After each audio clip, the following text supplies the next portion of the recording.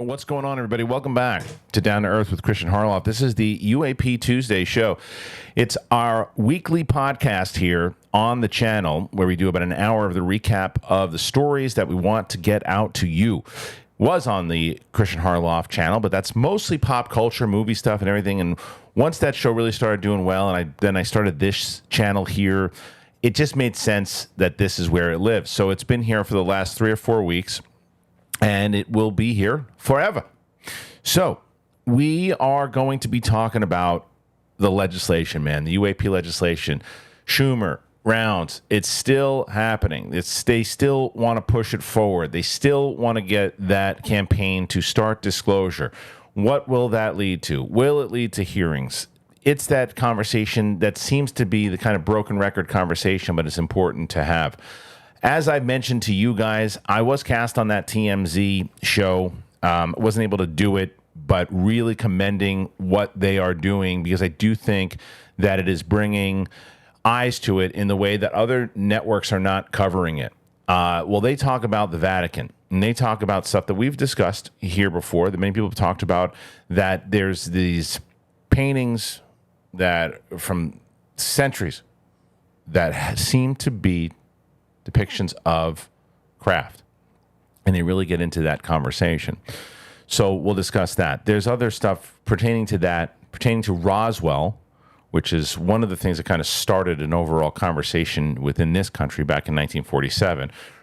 And Avi Loeb, as I covered on the news piece yesterday, talked about how important it is that we get the information to that. And then there's other things about why these craft are connected to nuclear facilities and a lot of other things that we're going to discuss here today. And I'm lucky to have my buddy Attack Peter on the show. If you're familiar with the show when we started it, Attack Peter is one of our original guests. He's coming back. He's a very busy artist, guys. So I was able to lock him down today. So he's going to be joining me, and we're going to be talking about that and a lot more.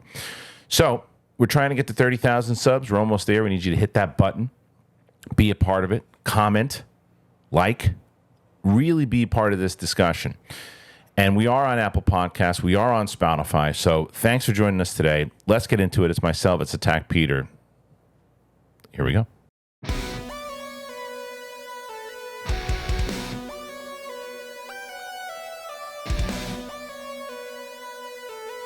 All right, guys. Thanks for joining us once again on Down to Earth with Kristian Harloff, UAP Tuesday. Joining me on the show today is my buddy Attack Peter. Peter, what's up, brother? Hey, how's it going, man? Thanks for having me back. Of course. Glad to have you back. So how's everything going, man? What's the latest and greatest in Attack Peter world?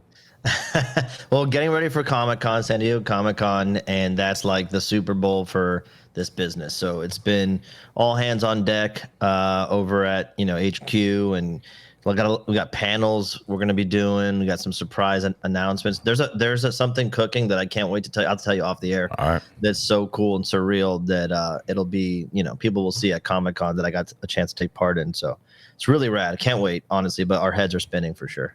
Yeah, I'm excited to hear about it, man. It's coming up right around the corner. And as I was mentioning, we were talking about it off air. There's always stuff cooking, and there's always things that still there's more conversation happening about this thing every day that people aren't talking about yet.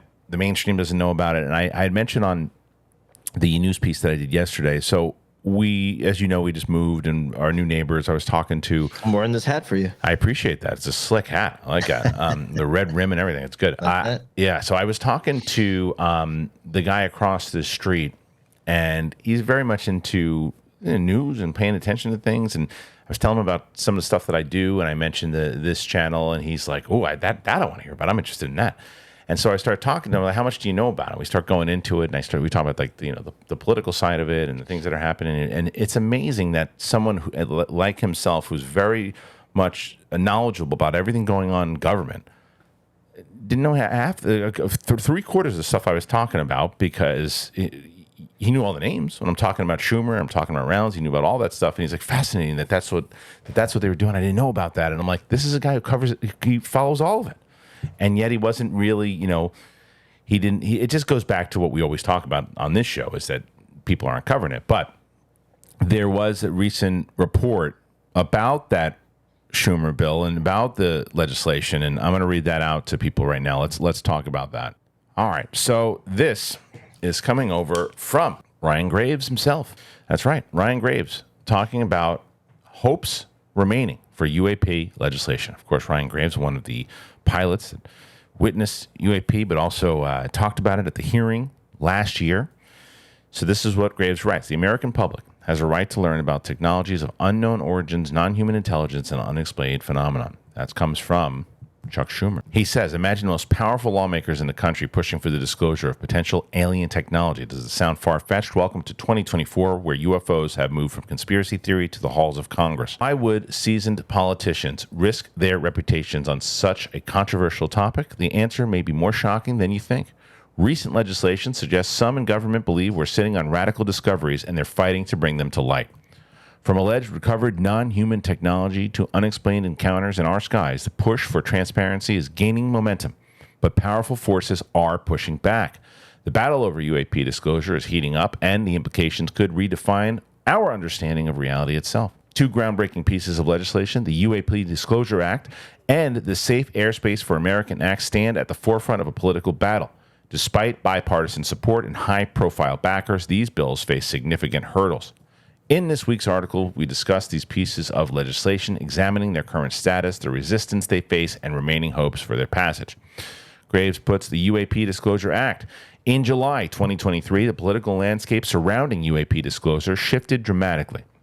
Senate Majority Leader Chuck Schumer, alongside with bipartisan group of senators, introduced the UAPDA, a sweeping 64-page bill that promised to change the game in regards to government transparency on the UFO phenomenon. This wasn't just a fringe proposal trying to score political points. It was a highly detailed piece of legislation that indicated the existence of classified government programs studying UAP. Some of the key provisions, the bill's key provisions, were ambitious, which were creating of a UAP records collection. The National Archives would be required to establish and maintain a collection of all government records related to UAP. 2, establishment of an independent review board. A UAP records review board would be created to oversee the review and release of UAP-related records. 3, the eminent domain over non-human technology. The government would be mandated to exercise eminent domain over any recovered technology or information of potentially non-human origin. 4, time-limited classification. A 25-year maximum classification period would be imposed on UAP records, after which they must be declassified unless explicitly exempted. Perhaps more importantly, the act carried a presumption of immediate disclosure for UAP records, a clear departure from decades of government secrecy. However, the path from introduction to enactment has proved difficult. As the bill moved through the House of Representatives, it faced a significant resistance, particularly from Congressman Mike Turner, who stated he thought the Senate sent forward a poorly drafted piece of legislation. National security concerns were cited as the primary reason for opposition, with critics in the House arguing the full transparency could compromise sensitive intelligence operations and defense capabilities. The result, a significantly watered-down version of the act, was incorporated into the 2024 National Defense Authorization Act, signed into law by President Biden on December 22, 2023. While this version still mandates the creation of UAP records collection, it grants agencies broad discretion to withhold information deemed sensitive to national security. More importantly, the independent review board and eminent domain provisions were stripped from the final legislation. For many, the removal of these key transparency provisions means the legislation will not have their teeth to meet its intent. Hold on, folks. But the story doesn't end there. At the time of this writing, efforts to revive the original spirit of the UAPDA continue. Senator Schumer and his allies are pushing for a version 2 of the legislation to reinstate some of the stripped provisions. They argue, correctly in my opinion, that the watered-down version fails to deliver the transparency promised and needed by the American public. To further boost Senator Schumer's push, Congressman Garcia introduced legislation in May 2024 in the House to reestablish the missing provisions back into the 2025 NDAA. However, this attempt was blocked for consideration by the Rules Committee. At the time of this writing, the UAPDA version 2 has not been included in the initial version of the language of the 2025 NDAA. Supporters of the legislation now must pin their hopes on a floor vote to include the act, but this path remains uncertain. While the UAPDA aims for broad government transparency, another piece of legislation takes a more targeted approach. The SAAA, introduced by U.S. Representatives Robert Garcia and Glenn Grothman on January 11, 2024, focuses on a singular aspect of the UAP phenomenon in impact on aviation safety.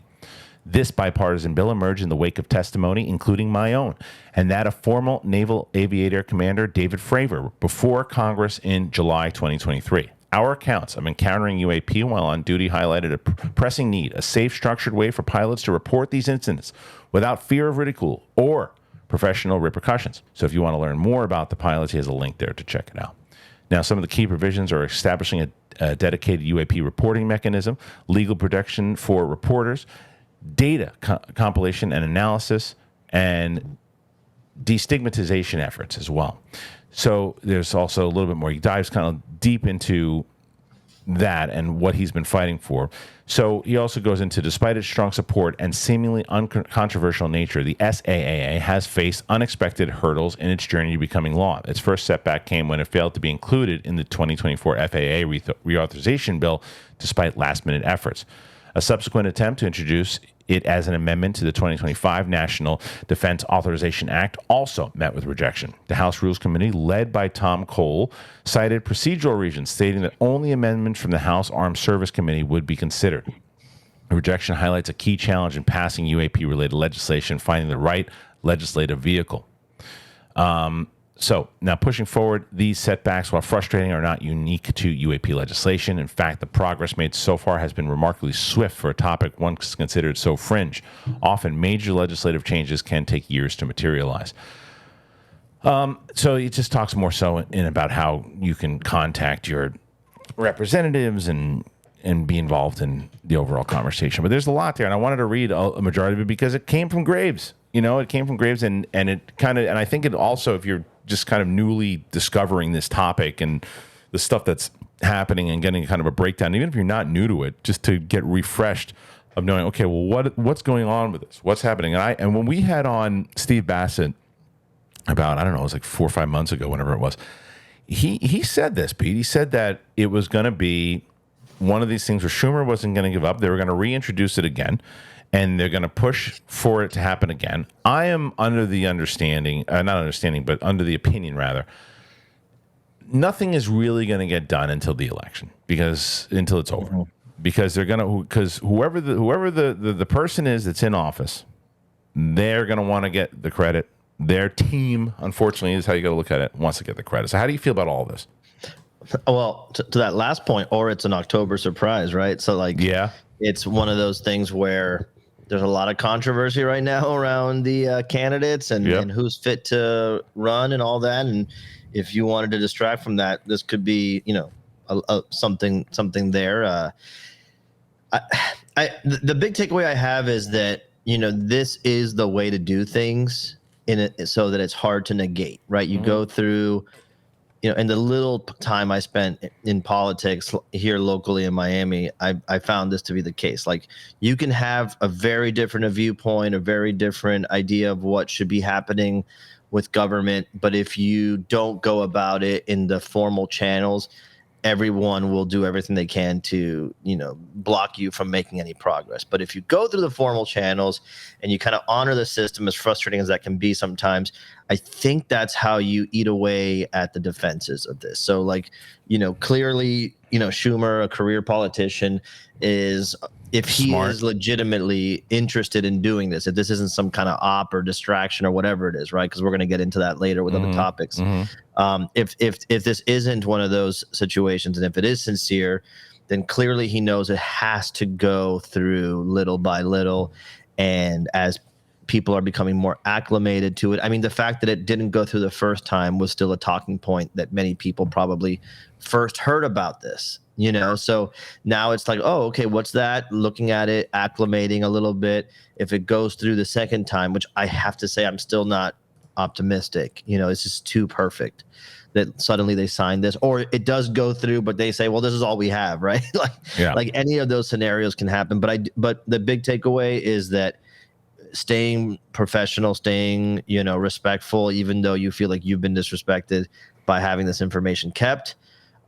seems to be the way that you just eat away at the defenses of this thing. I mean, it seems so, but it's like my question is the same as what you just said, right? Like what's the difference if Mike Turner and those guys blocked it the first time? Why aren't they gonna block it again? It's because it seems like the biggest thing that, as he mentions in this report, is the eminent domain was the biggest thing, and the review board, right? Those two things. I think out of the two of those, the one that they might be able to push forward is the review board. Me too. I think that if all right, you know what, stop whining about, we'll give you a review board, and then we get to pick at least two of them, and then they put somebody like Kirkpatrick on there again, Right. because they can maneuver that. What they can't maneuver past is the eminent domain, because if you start, but that's the thing that as I mentioned, it's a controversial situation there, because if you eminent domain in this case makes sense, right? If you actually believe that the government's benevolent and is going to suddenly say, hey, now we got this back and we can talk about it, but why would they do that? So and also it's tough to rationalize supporting the eminent domain idea. It's a precedent that is not great to set in, that like government can just say, oh, that's ours, right? You from private industry. Even it's tough because there's no real good guy in this conversation, but at the same time, what kind of mechanisms do you want to support? I think that this bill and those 4 points outlined are bargaining chips. I think that if Schumer's going back with this is because he feels like he has some capital.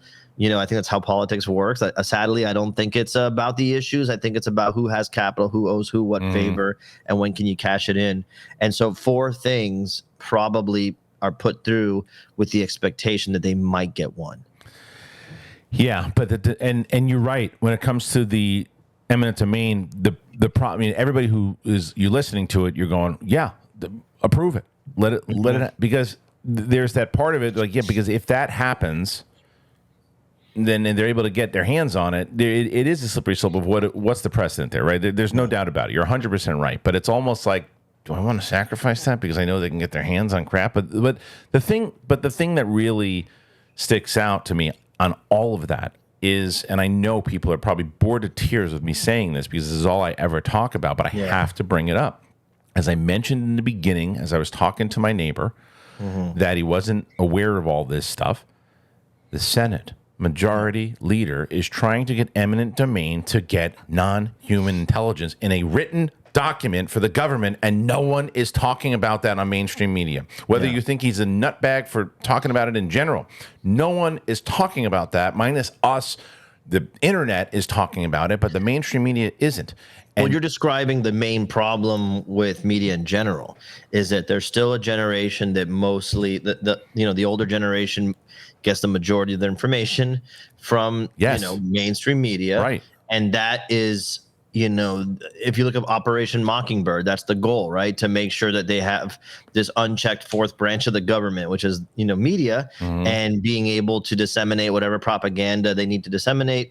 It's usually unanimous, the messaging across all channels with a few dissenters that are also controlled.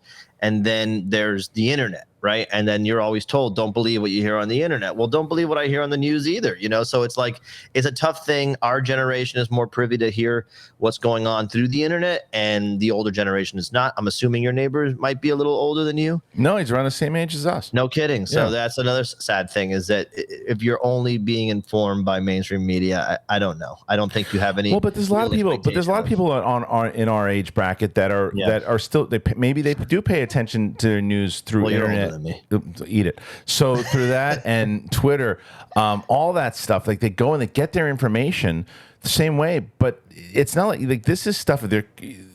News Nation, as we said, was one of the main outlets that was. There's other places that are tweeting. I mean, most of the stuff where I get my stories for this, it's not coming from. It's not even come from News Nation anymore. It used to. Right. It is out there. It's just that it's not talked about. Right. And I think it's also a thing like, how do you talk about this? You have to be in a state of mind, in my opinion, that you're open to all possibilities and that doesn't freak you out. I know when I talk to my mom's generation, friends of hers, if they're not against this topic of conversation, but you can see it's like they can't hang on it for a long time. It's like the people say that you can't even contemplate your own death for more than like 8 seconds or something, whatever it is. So I think it's the same thing. Like there's not a lot of concrete, information out there to discuss for people. So they're just like floating in the ether on this topic. I think that you have to realize that what it is, it's a struggle for information. That's the topic. The UAP thing is like almost secondary. We're struggling to get information that we believe is out there, and we can't even prove that it is, but it looks like it is. And so who wants to be involved with that? Well, dude, look at the information that came out and the reason why, and we'll get to the TMZ thing in a little bit, what they're talking about, the reason why at one point in that clip, Harry talks about that it's not fringe, or not fringe, but it's not as taboo anymore because of the stuff that came out in 2017 with that New York Times article. Well, guess what? That was leaked with Elizondo and Mellon. Was never supposed to come out. And the New York Times did an article on it, so it would have still kept it taboo had that never come out. That started the conversation to get it less taboo. And then Grush comes out, has this big conversation, gets everyone talking about it. Guess what? Never supposed to happen. Yeah. Through Schumer and Rounds off, threw all those guys off because they were planning on doing this in the first place. If you listen to what Bassett was telling us, is that this was all stuff that was supposed to happen, but then it was the wild card and it escalated it once he came out. So all the stuff that's happening is because of stuff that has leaked and stuff that has come out with whistleblowers or people who have come out and had conversations. Like, that's more of the stuff that needs to happen. And this legislation that they're trying to pass and they're trying to get put forward, like, if that happens, like, that's why I say, like, I'm with you on the understanding of why it might be, a bad precedent. I understand that. I probably will wind up regretting it and giving the government the kind of power. But then again, if they can knock down the doors and let me ask you that question. So if I said to you, eminent domain, they're going to pass it, and with your hesitation on it, but then you could fast forward in the future, and with that eminent domain, they're going to be able to find that stadium saucer, and they know that they're going to be able to find it within next week. Would you be more okay with it? I've gotten to this place, man, where it all makes me kind of nervous, and I don't know who the bad actors are. And I just have to assume that everyone is. What I'm hoping for, the scenario that I'm hoping for, is the one that I feel like is playing out, and the one that you're describing, which is that there is a main course of action that is like a very slow drip, push and pull at the government level. It takes forever. Hopefully the majority of people lose interest because it's so slow moving, right? Like, that's what I feel like is the ideal scenario in the opinion of people who have power right now. But the people who are outside of it, if you believe that, like the folks you were describing, the Grushes and the, of the world and all that, they're probably watching it and giving them the benefit of the doubt to do things officially. And then when they see a setback, like the bill getting gutted last year, they go, okay, well, here's this accelerant. And so I think that's going to be the push and pull going forward. Look, I still don't believe we're going to see a world where the government, representative, Senator Schumer, whoever it is, Biden, Trump, whoever it is, goes on TV and goes and basically drops a curtain and here's the UAP. I don't think that's ever going to happen. And I think the way it's going to happen, and the reason people will always be skeptical no matter what, until it's like, Mars attacks or Day the Earth stood still, is it's going to be people like these outsiders dropping information, releasing videos like the jellyfish, for example, and then all of us out here spinning like, is that real? It's not real. The corridor crew says it's not real. We trust them. It's like total like pandemonium of you don't know what you can believe, you don't know what's real. And so I understand. And it's like, it's why when you at least, and I've definitely been critical lately of the way that Tim Burchett has been handling this. He's been very partisan, and I think it's been a setback for him completely. But what I will say, what he said when he was talking about the hearings that are coming up, whenever that is, I think those aren't going to come, nor should they come, until after the president is elected, because it's just, you're just going to have to, because of that, they're not even getting along anymore in this. It's like Iran Contra, it's like, it's like when it's like Red Sox versus Yankees right now, and it's just nothing's going to get done. So, but what he did say about it, and what we say about it all the time, and what you essentially just said was, at this next hearing, you can't have someone go up and go, well, I was told by someone who told me something that said this, but I can't tell you this. I can tell you secretly, but I won't be able to tell you that, but I can tell you this. And I'm not discrediting Grush at all. That's what needed to happen at that last hearing. But it can't happen at hearing 2. Hearing 2 needs to be, here's Carl Nell. This is exactly what he's worked on. This is Tim Gallaudet, and he knows this. This is this picture of the frickin' ship. Here's this. here's information that this particular person who worked here is now comfortable enough to saying this. And you actually reveal all that information. And the other thing that needs to happen, and I can't remember who said it, forgive me if you guys know in the comments, but there was someone, I think it was on Twitter Spaces, I was talking about it, and it's someone who was inside of the new committee, the disclosure committee that was put together, who said one of the main things that is really going to help whenever it happens is the funding of all of this, because it's not what people pay attention to, and something that should be hammered down. Right now, well, what they used to have is thousands of dollars to protect people. Right now, they have $1 million. Like, oh, $1 million. That's a lot. It's nothing. They need like $40 million, because you have to look at someone who has a job with the government and says, okay, I'm going to speak out against the government, and I'm going to tell you exactly what I worked on, exactly this. But how are you going to protect me? How are you going to protect my family financially? What is in it for me overall that I can do this and not be living on the streets and not have to look over my shoulder? How are you going to protect me financially and everything else? And the answer right now is we can't. That's a problem. That's a huge problem. Would you, like that's a problem that I don't think people consider. It's like, one thing is if you're a rogue, gumshoe journalist who's kind of like throwing caution to the wind, and you're living this kind of like nomadic lifestyle where it's you against the world. You roll the dice. That's up to you to do it.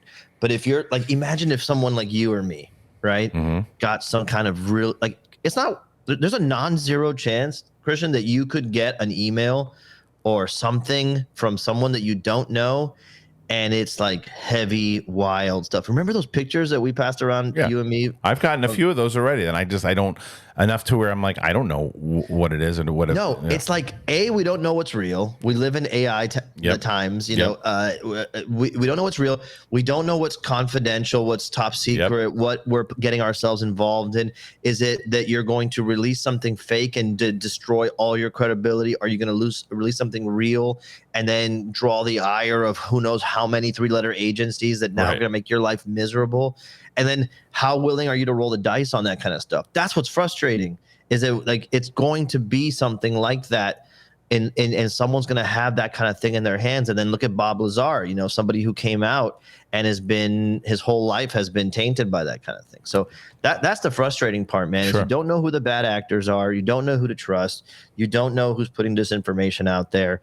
And at least I feel Ryan Graves is a trustworthy guy. Yeah. I feel all the guys who have testified are trustworthy. I don't know how to feel about the representatives in Capitol Hill. I just don't. And so when I see these guys testifying, I'm rooting for them. And when I see an article like this from Ryan, I'm like, well, if he's hopeful, I'm hopeful. That's how I'm setting my clock to it. I like that he's got his hand in the pot.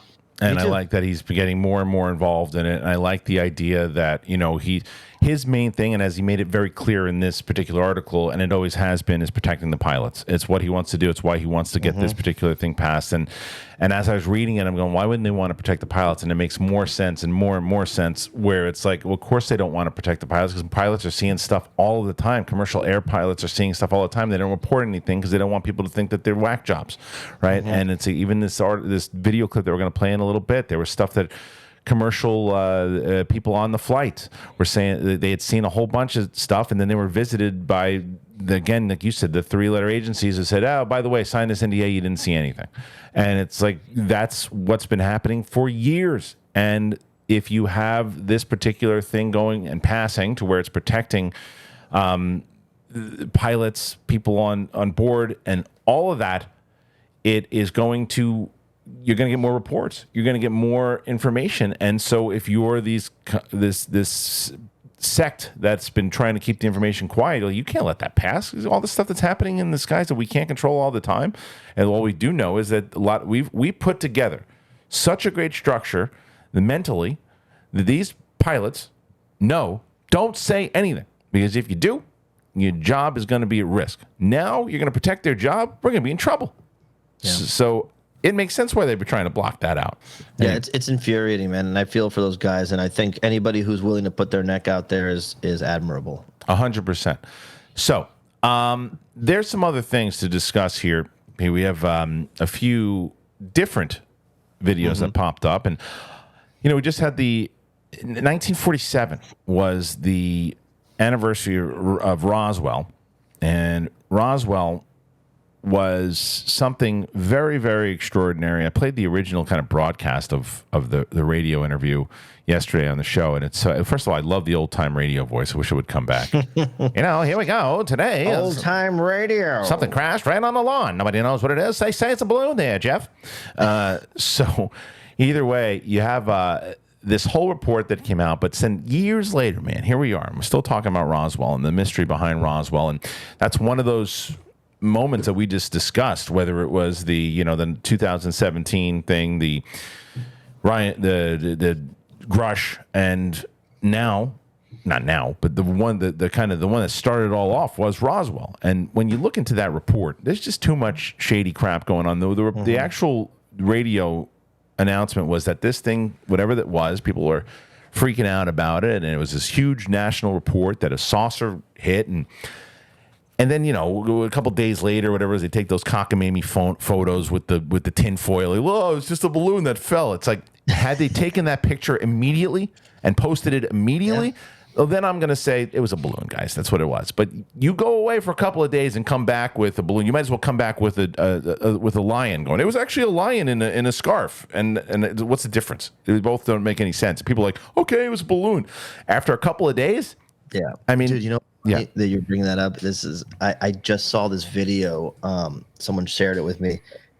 It's a horrifying video. It's these people at a kite festival, and they're releasing a kite up in the air, like, these big kites, and they're flailing and flying, and somehow a 3-year-old girl gets caught in the kite, and it's flying up in the air, and it's swinging her around, and people are freaking out. But even in that situation, dude, everybody has their phone out. Right. And so I've been seeing and hearing lately that no one would think to take a photo in a situation like that, even though back then there was no cell phones and all that. But the idea is, like, it's important. Someone would probably think to document and photograph something in the moment, Yeah, I mean, look, when you go back, and I had mentioned, and we've talked about it, how when we started getting into this topic as much as I am now is because of that documentary that I saw, the 5-part series on National Geographic, and they cover the Roswell thing, and I believe the phenomenon with James Fox covers it also, and they talked about the people that were on site when it happened, and there was one guy, I can't remember, and I'm sure you remember it was this kind of older gentleman who was just like, hey, they told us to say it was a balloon. It was no balloon. And he doesn't seem like a crazy person, just seems like someone's like, I reported it when I saw it. It was the saucer. It was exactly what I saw. And this wasn't somebody like, 4 days ago. This was when it happened. And he was just, no, this is exactly what I said it was, and they said they wanted to say it was a balloon. All right, but and the guy, he's just it's like every kind of old timer that you would imagine. He's just like, I don't know what they're talking about. And it was before, and that was like the beginning of the cover up, which is starting Project Blue Book, to starting all these other things, and starting the idea of how we're going to start to put this thing into play. Where shush, no, we get everything, and hence why the eminent domain stuff, to what they could get with Roswell if they did. And that brings up the Avi Loeb side of it, right? And I played this clip yesterday, but I want to play it again. Check this clip out from Avi Loeb on News Nation. Let's talk about Roswell. You say that data from Roswell could literally change our place in the universe, but that you want to see this data. What exactly would you be looking for? Well, we have conflicting reports from government, as you mentioned. On the one hand, we had a testimony at the U.S. Congress under oath by David Grush, who says there are programs for retrieval and reverse engineering of extraterrestrial craft in crash sites.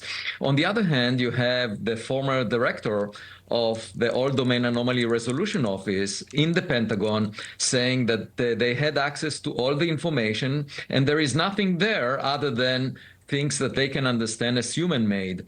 And the question is, who is telling us the full story? We can wait for the government to tell us the full information it has. We might wait forever for that.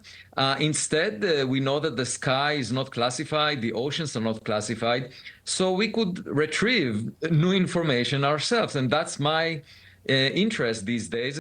Okay, when you see that clip, and you see what Avi Loeb is saying, I mean, he doesn't, like, straight out in that clip, Peter, say, like,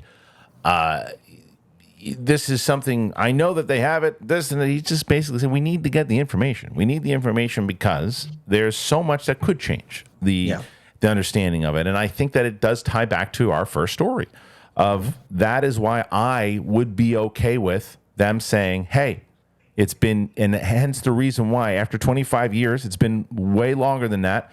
You got to let us know what's going on. And to play devil's advocate, which I didn't talk about before, I do understand the argument, to which I'm sure someone has already written in the comment, of the idea of national security and the idea of information. Because what if inside of that 25-year ban, right, whatever it was, and it lifts, and then they get the eminent domain, they tell us all about it, and then the Russians or China or somebody goes, oh, that's what they have? Well, we have that too. And they have this? Great. So we're not telling anybody about on our side what's going on. They just released all this information. We didn't think about that. That's great. Let's do that. Let's use that on the technology that we have and we've been using on. You want to hear in relationship to that something that I heard on this Danny Jones podcast? Yeah. I was telling you about. It's this guest. I forgot it has a strange name. I forgot the name, but he put forward this idea that I hadn't considered that is fascinating, and is that this guest is something Giorgiani. I don't know to his credibility. I'm not vouching for the guy or anything, but he talks about that he believes that this is all advanced humans, time traveling, yada yada. Fine, and that the reason to keep that technology a secret is that not that any Tom, Dick, and Harry can go and create a time machine just because one exists, but that because of AI and how fast AI develops, that if you get some information within 10 years, it's possible that you'd have everybody and their mother building garage kit time machines.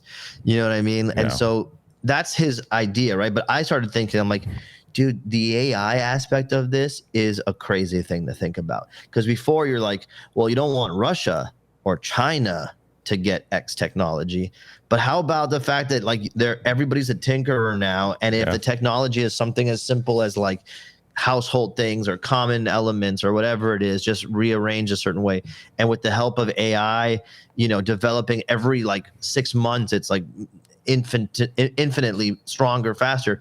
You could have anybody creating this tech at all times. That's crazy, dude. I just want them to create time portal machines, meaning this one's that if I wanted to go back to to one when of my, Star Wars was good. No, more so. Like if I wanted to go to a restaurant in LA that I really like, I could just say, hold on a second, get myself some lunch from it, come back and sit down and have some lunch from it. Go and visit my family in Florida and go and not have to worry about the flights and all that. Like, super Star Trek stuff that if they could absolutely do that. On that. Like to me, it's like, the airlines, they would lose money. Who cares? It's like, I would, if everybody could just, you could, and you pay a couple bucks and you go and you say, okay, here's your in the same way that you do Apple Pay for the subways. You just Apple Pay. I'd be in studio. That's what I'm saying. I could just have like, okay, listen, you want to come in studio today? Great. And you can go back right to Miami and do your thing. If they have that technology and they're not giving it, then shame on all your houses. Yeah. Shame on all your houses. A pox. 100%. Absolutely. A plague on all of your houses. A plague on all of it. Because like that is what, if you have that technology, you can take time travel and stick it up your end.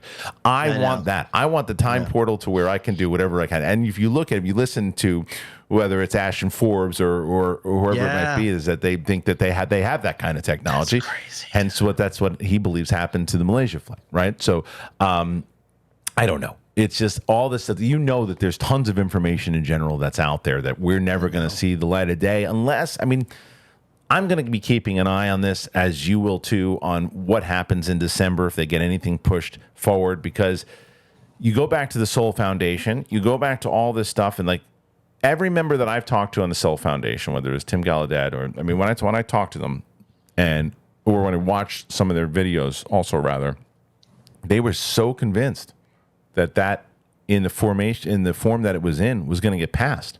You remember when we covered that, you and Riley, when we covered it, when it leaked all that stuff, like, oh, well, the Schumer Act is what they're banking on it. That was a major setback for them. And I remember Grush going on Rogan talking about how he was kind of bracing for it, knowing that it was going to happen because Rounds was starting to get involved in it.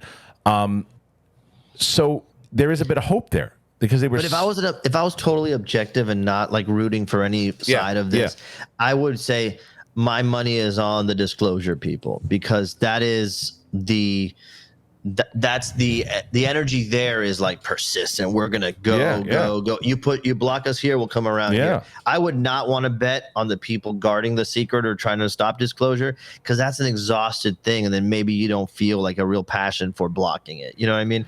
I think that over time that's what's. And the other thing, like I was saying before, is that I do think over time that the disclosure that the Soul Foundation wants is going to happen, one way or the other, and be expedited with AI technology. In other words, if you can start thinking about disclosure as a series of variables that would have to take place for X thing to happen, right? Like calculations, like eventually they're going to be able to say, put all these factors in and calculate how this happens, who's involved, what does it mean?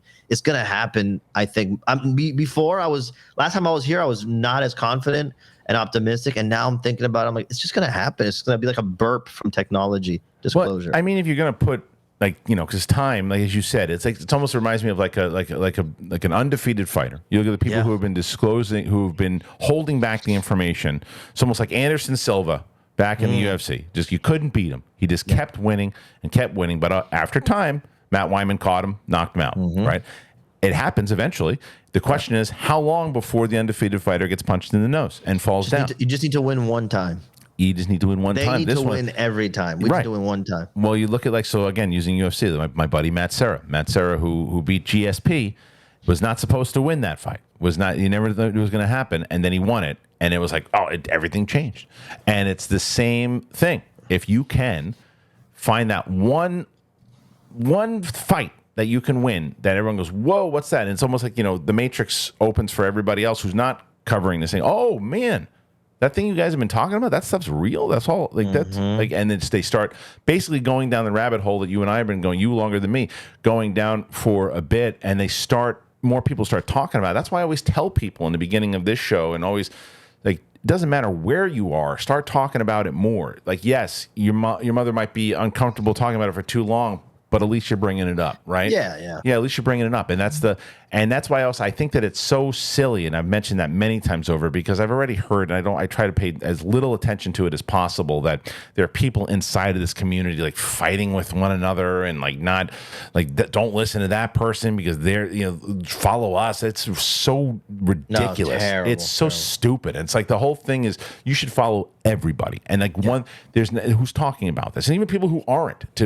at least there's information coming out in general, like this whole idea of like, well, no, we're the super elite and listen to us, and this person is ridiculous, and the vice versa. That's why I think your channel is doing so well, and I think Patrick is doing so well at Vetted, because it's the same energy that people like myself, who if we weren't friends, I would be watching these channels, because this is how I would want to. This is where I would feel like is a sincere approach to figuring out what's going on. And by the way, dude, it's crazy to think about. We were talking about how many months ago you started doing this. Has it been a year already? I can't even keep track of time. This channel's been going on since March, but me covering it has been since I think like May or June of last year. Yeah. So like in a year's time, you've had, or less than a year's time, you've had all these legitimate guests on the topic, and you've become like a source that people are citing on this stuff. So it's to your point, like, if you want to see it become more mainstream and less taboo, then you be the person who's comfortable talking about it in a way that's sensible and not crazy. To everybody, and support everybody who's talking about it. Yeah. Even those people who are trying to do the opposite, support them too, because at least they're talking about it. Yeah. And I think that's the whole thing. Because I know the guy, it's the movie guy. What's he talking about UFOs for too? And it's like it doesn't matter who's talking about it. Everybody should. That. It's so silly. Everybody should be talking about it, and it's not a matter of like I got to hold on to my peace. It's what are you talking about? Everybody should be talking about this, and it is why, and a good transition for us to talk about more about that TMZ show that's coming in. Yeah. So, which, by the way, you were saying.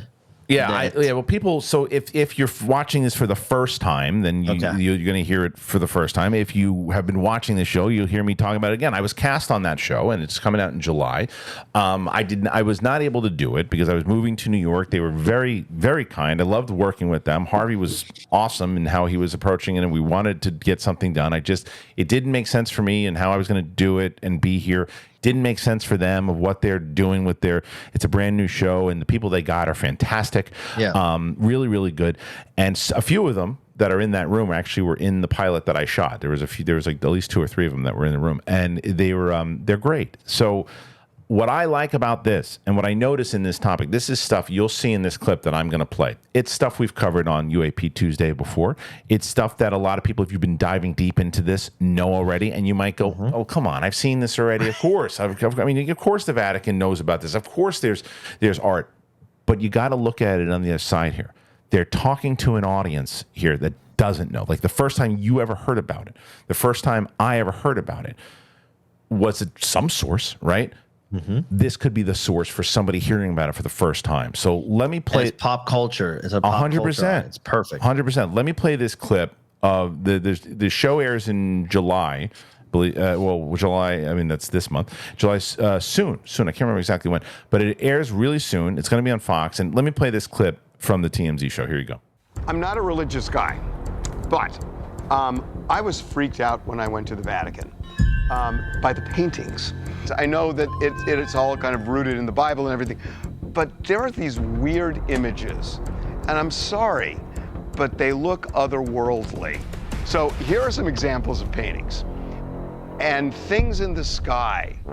Clouds. That's a cloud. Yeah, those look like Okay, but it's a cloud shape with a weird shape, right? It could be a lenticular cloud, which they do actually look a lot like that.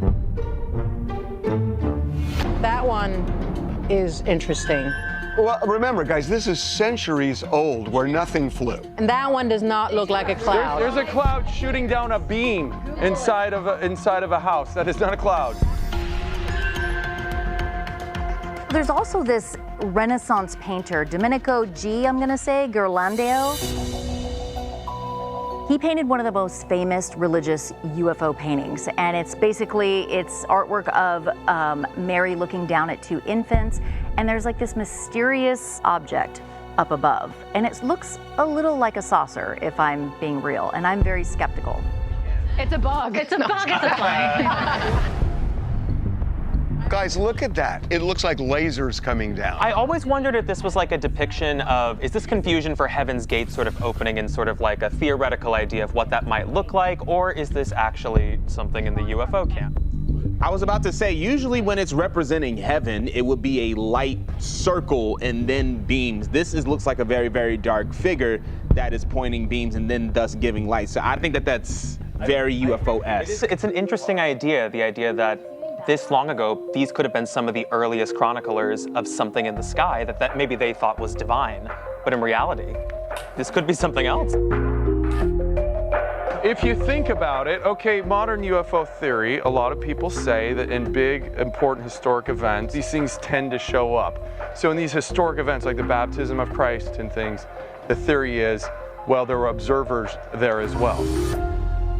You know, playing devil's advocate for a moment, what would somebody from that time period, how would they perceive, you know, somebody coming from space that was simply a visitor?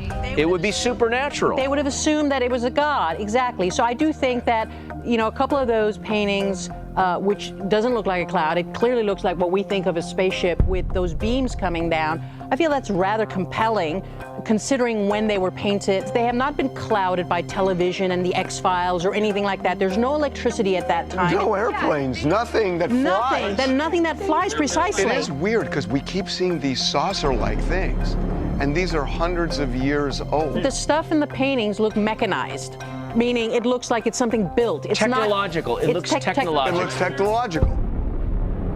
Or did one see the other's painting and go, oh, I like that saucer up in the air. Looks kind of cool in the painting, dude. I'm going to do it on mine. That's more of a curiosity because you never saw anything fly back then. No, Clouds, birds. No, they knew how to draw a bird. They knew how to draw a bird. there's written accounts too. It's not just the paintings. Like in the Bible, Zechariah talks about a flying roll. An angel says to him, you know, look, and he says, what is that? It's a flying roll. Which means if they saw something, they'd attribute a supernatural cause to it. Yeah. But I guess that kind of poses the question, is there any reason that the church would want to conceal this information today? Do they only believe that it's supernatural, or do they actually believe that there's something here that's worth keeping a secret? Well, but by the way, there were people in the clergy in the Vatican who subscribed to the notion that this could be alien life coming down to Earth. There were people in the... No one's refuting that. The question is, why now is this a conversation to talk about? What new information is coming out, or what new tactic about concealing the information changes things? Easy. People are finally willing to talk about this without being labeled crazy. Yeah. And that's really only been since 2017, since the New York Times did a story explaining that the government was concerned about this and was keeping files. So it's only been 5 or 6 years since people could talk openly about it. And they're seeing what's coming down the road maybe, and they're like, we better stay ahead of this because our... Right, because the Catholic Church is known for being ahead of the curve.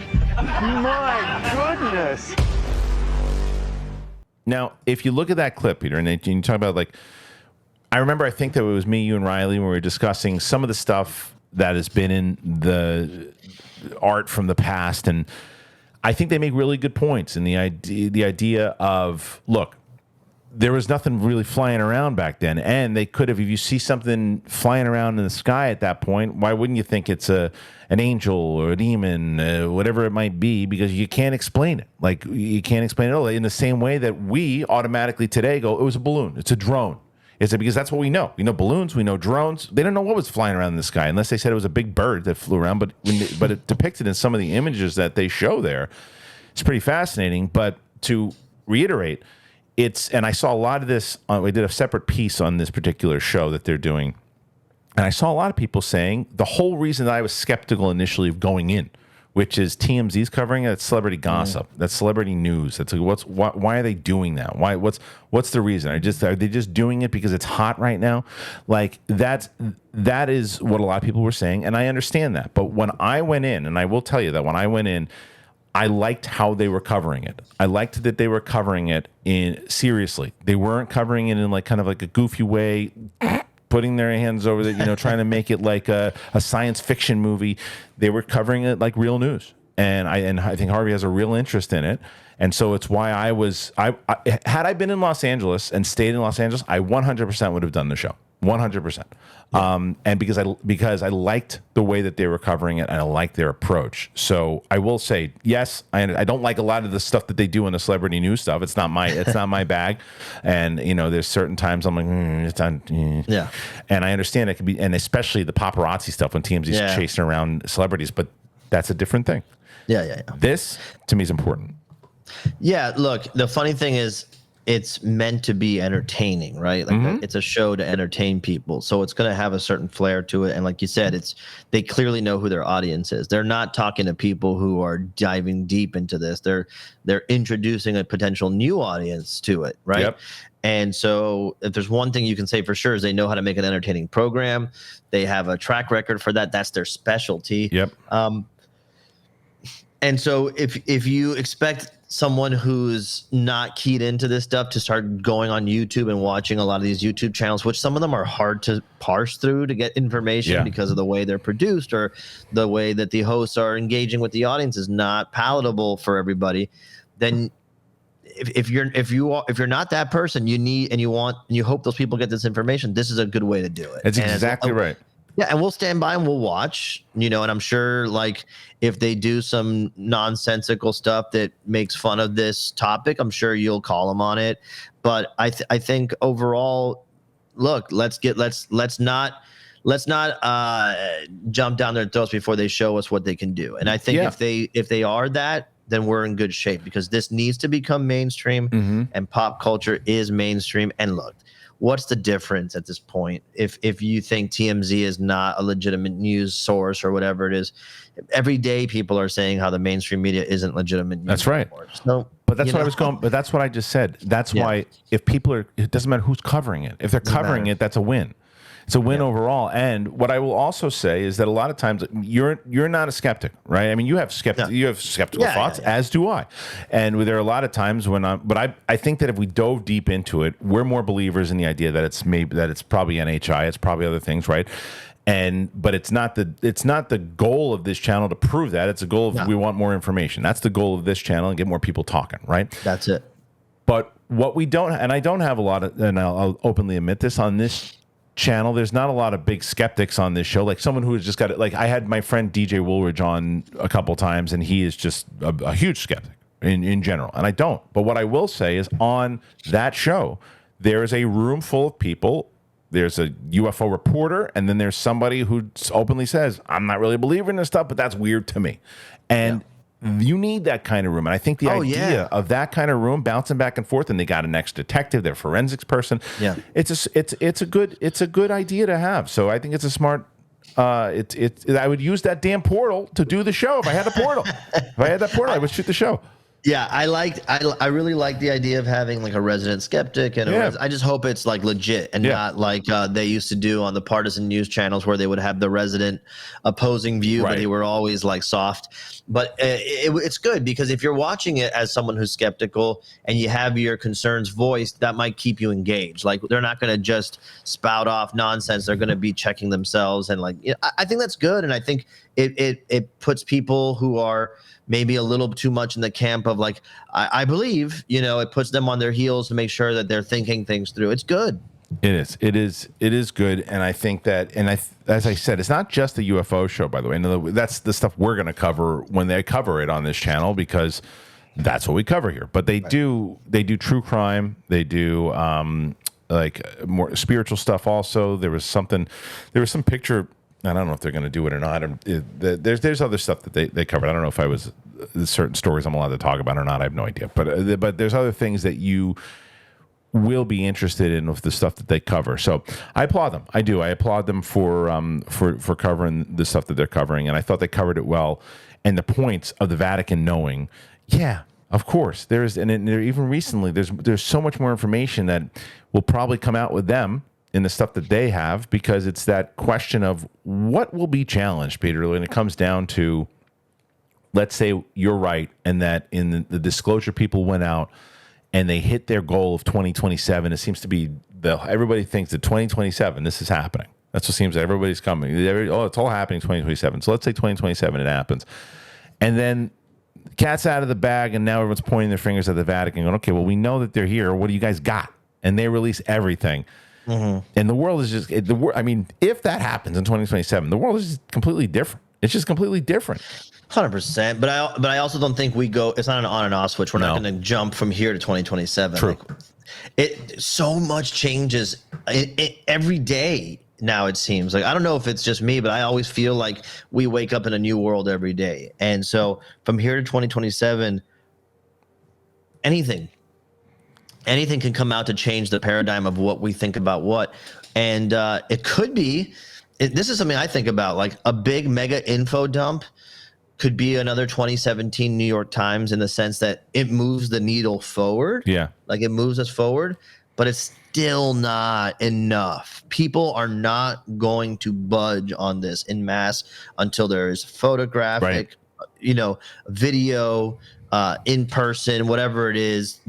I think that's it. Honestly, I think that's it. Like something tangible, something real, or someone that everybody believes, comes out and says X. Well, so we're jumping back to Roswell. This was a report that had come out of an interesting fact also. Look at this. All right, so this is Merrick VR, who says, during a 1-month span in 1947, credible observers formerly reported nearly 1,000 sightings of metallic disc-shaped craft in 1947.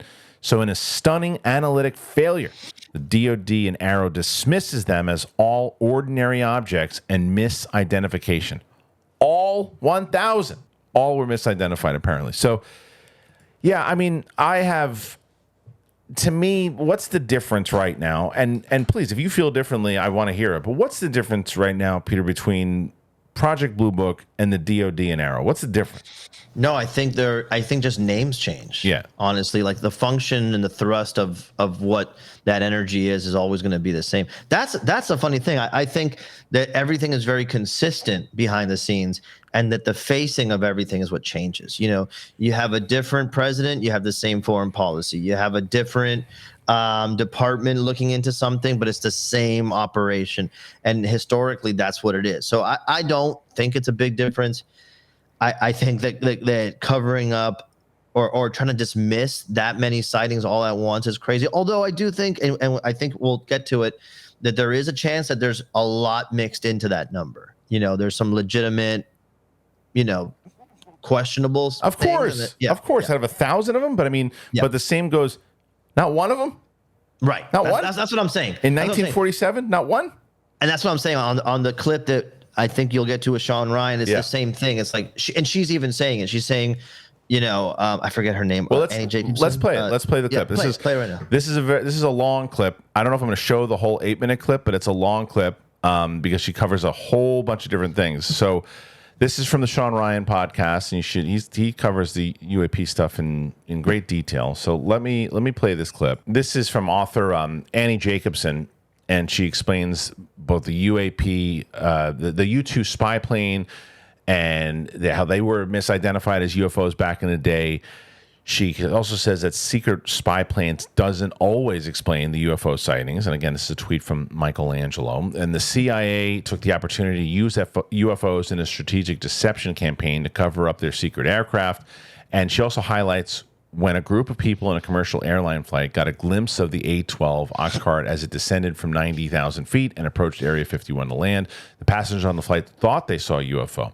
FBI agents greeted the passenger's plane when they landed in L.A. and made all witnesses sign an NDA. So there's a lot of information here in general about this particular thing. Listen to this clip. So the idea of UFOs, to my eye, has been around forever. As long as man has been writing history, or before he was writing history. When I was writing the book Phenomena, I interviewed Jacques Vallée, who is the sort of perhaps the world's leading ufologist. And he wrote this amazing book, which I have a copy of, like a hardcover book with beautiful illustrations in it that takes the reader through some of the oldest images in art history. And Jacques has curated them all to show UFOs, the idea of UFOs, throughout recorded history. Mm-hmm. It's always been there. The nuclear thing is interesting. I do know that a theory has developed, a narrative around this idea that, aliens or people from outer space were somehow concerned that we invented this weapon that could end civilization, and they therefore came to aid or help or make themselves noticed. I mean, it's an interesting narrative. It is an interesting narrative.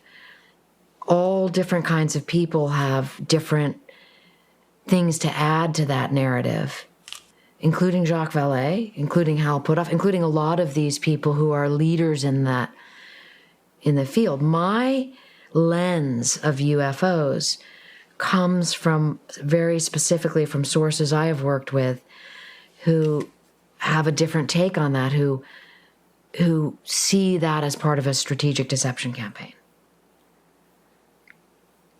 Should I give you a little more detail? Yes, please. So the first book I wrote, Area 51, is about a CIA base in the middle of the Nevada desert, inside the Nevada test and training range where we set off nuclear weapons. Did you know this? I did. Okay. People know that now, and it's great. And then that base is inside an even bigger test and training range where pilots fly out of Nellis. But in the 50s, Area 51 was specifically set up by the CIA to develop the U-2 spy plane, which was this high-flying aircraft, 70,000 feet up it flew. I mean, in 1950, that is just nothing short of a miracle. It was out of the range of Russian surface-to-air missiles. For Area 51, I got to interview the guys who built that airplane from scratch, literally. It did not come with a manual. They built it.